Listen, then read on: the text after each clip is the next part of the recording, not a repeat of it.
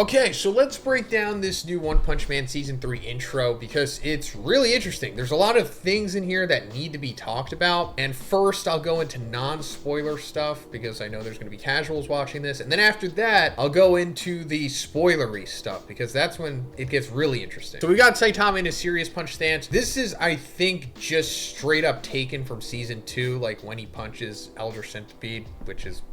it is what it is. And we see Saitama, Garo, Tatsumaki, Orochi, and Giro's close-up of their eyes. These are, I guess, the most important characters this season, so that's why they're showing them. And then we're seeing these wall markings, hieroglyphics, cave paintings, whatever you want to call this. This is super spoilery. I can't really get into what this is other than just saying that it is like really important stuff. It's going into like deep cut One Punch Man world lore stuff. We'll eventually find out what this is in the season, but I'll just talk way more about this once we get to the spoiler portion of the video. And we see Saitama, Orochi, and Garo, who looks very battle damaged in this frame, so go figure. You know, Garo's gonna get his hands dirty in this season. Actually, quite a bit. Just like he did in the previous season, but even more in this one. Then we're seeing the executives of the Monster Association. These are like the S-class hero equivalent of the Monster Association. The S-class monsters, I guess you could say. They're all like disaster level dragon in strength. We've got Black Spermatozoan, that is his official name, President Ugly, Neon, Gums, and Homeless Emperor. Then we see Tatsumaki with Atomic Samurai, Child Emperor with Zombie Man, Puri Puri Prisoner by himself, Pig God and Darkshine, My Mask, Flashy Flash, and then King.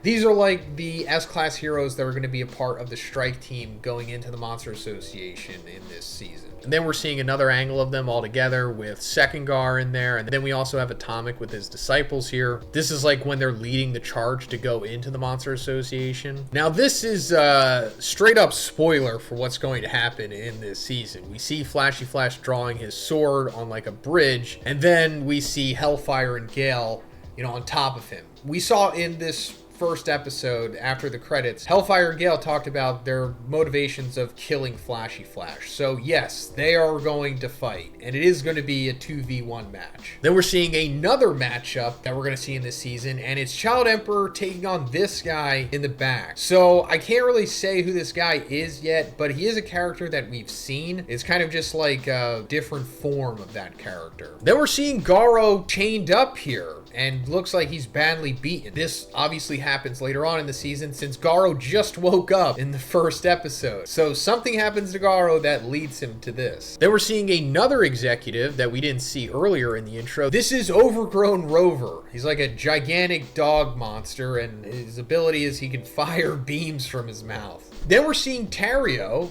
We saw him in Season 2. It's kind of like Garo's surrogate little brother, I suppose. And he's looking at Garo, so he's going to be in this season as well. We've got King, Fubuki, Bang, and Bomb. This is going to kind of be like their own little splinter group, I suppose. Because, you know, we talked about the team that we saw earlier. That's like the strike team going to the Monster Association. But this is like a side group doing their own thing. Then we have a pretty cool transition here of Bang turning into Garo. Because, you know, that's like his disciple, and they have aesthetic similarities. And then Garo becomes the red Garo, the version of Garo that we're going to be following in this season, somewhere between human and monster. Then we've got a nice little fan servicey shot of a new hero that we're going to be introduced to in this season. I guess it's not a spoiler saying their name. Captain Mizuki is the name of this hero. No, they are not an S-class hero because we know of all of the S-class heroes. Then we've got sassy lost child Tatsumaki. Then we've got regular Tatsumaki. We've got Saitama with his cape blowing in the wind. It's just showing clips of Season 2 and Season 1. Then we see this sequence of the heroes all holding up their arms, you know, All Might style, even though I guess it's just Saitama style at this point. This is just for the intro. At this point in time in the series, they would all never do this in unison because they are not like a cohesive team at all. We see Child Emperor on the ground here crying, and then he's yelling, and he has like this thing around his face, which I guess is a helmet. Then we see this Gundam looking thing. So you can kind of put two and two together and think like, oh, this is Child Emperor's Gundam. And then we're seeing like the demon level monsters of the Monster Association. These are like the strongest monsters outside of the executives that we saw earlier. We've got Royal Ripper,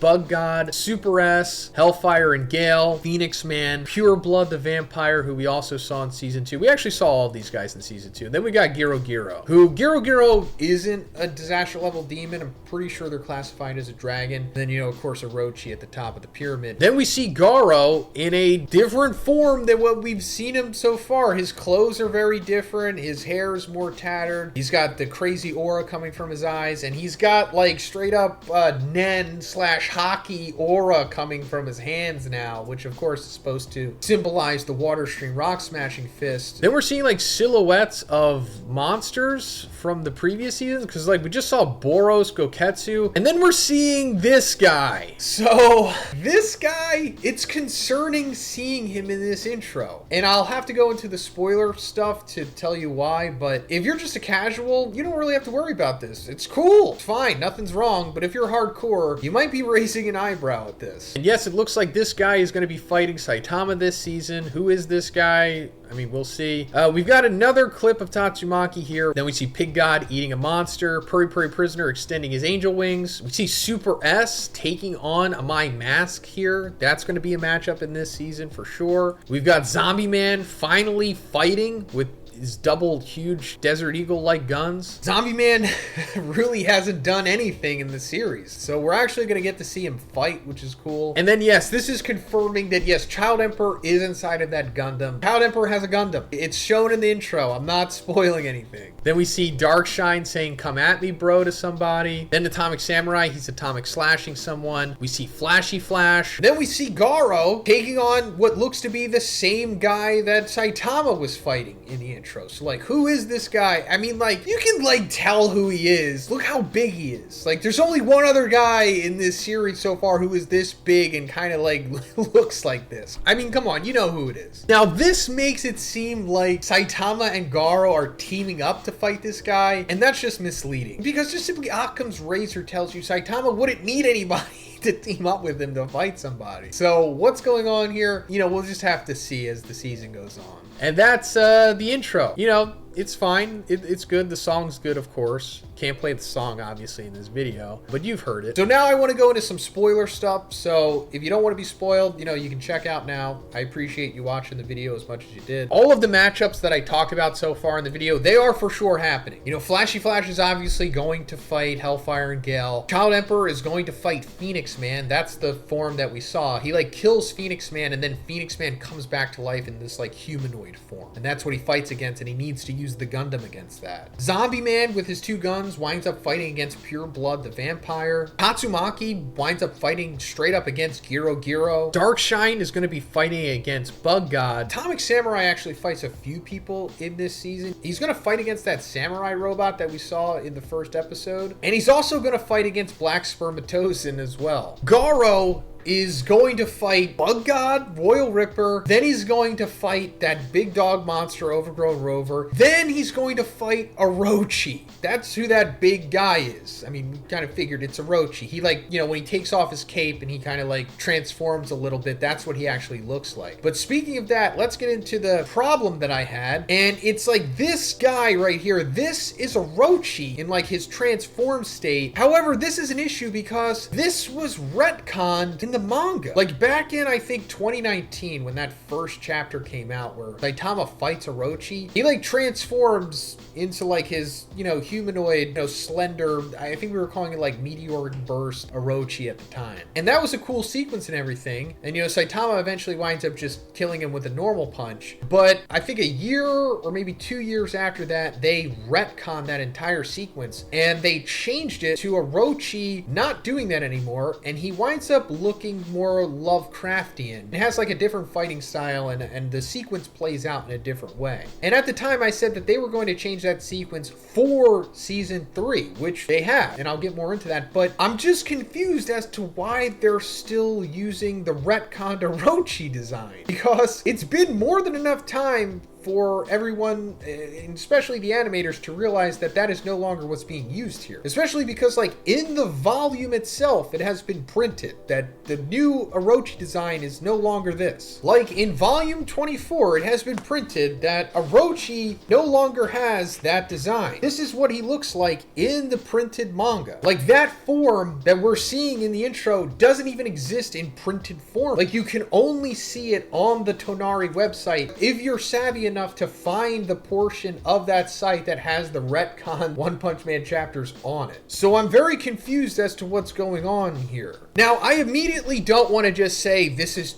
incompetence. I mean, again, I would like to think that Murata and One actually had hands-on work with this season, because naturally you think that's just how things go. And hopefully that is the case, and they just decided that maybe for this season, it would be better to just use the retcon variant of Orochi, because I don't know, maybe it looks cooler, or that sequence was better for action in the anime. Maybe they're going to do a hybrid of eventually how the Lovecraftian Orochi fight plays out with a fusion of how the first Orochi versus Saitama fight plays out. And speaking of that, they are obviously going off of what happens in the manga, because what we were talking about with those hieroglyphics, this happens in the new updated version of Saitama versus Orochi. And it also goes into what I was saying for the longest time, and it's that this is going to be the last episode of this season. Saitama versus Orochi, and when Orochi reveals to Saitama the big altar underneath the Monster Association that has like the hieroglyphics on the wall that foretells eventually there will be a monster born that is as strong as Orochi. Although this is kind of like a red herring, because after Saitama winds up defeating Orochi, you wind up seeing that the mural is much bigger and that it's actually this guy called God who is above him. God is like the final ultimate boss of One Punch Man. The whole mural is revealing that eventually there will have to be a monster as strong as Orochi to be used as a sacrifice to bring God back. And I think that's where this season will end, with showing that mural. And then maybe there'll be like, I don't know, a few minutes of a sequence after that, wrapping up whatever with Saitama and whoever else, the S-Class heroes maybe. But I don't know why you guys were giving me so much pushback on that when I was telling you where this season was headed, because it like made a lot of you really angry when I was telling you that. When I was saying that the retcons happened because of season 3, and that it was going to end on Saitama defeating Orochi with the mural being shown. Let me know what you think about this in the comments. Let me know what you think about them using retconned Orochi's design in the intro. Does that mean it's going to play out in the actual anime episode itself? I mean, it remains to be seen. Maybe that was kind of like a placeholder. I don't know. Let me know. And if you liked the video, guys, please give it a like and please subscribe if you haven't already. Have a great day, and I'll see you in the next one.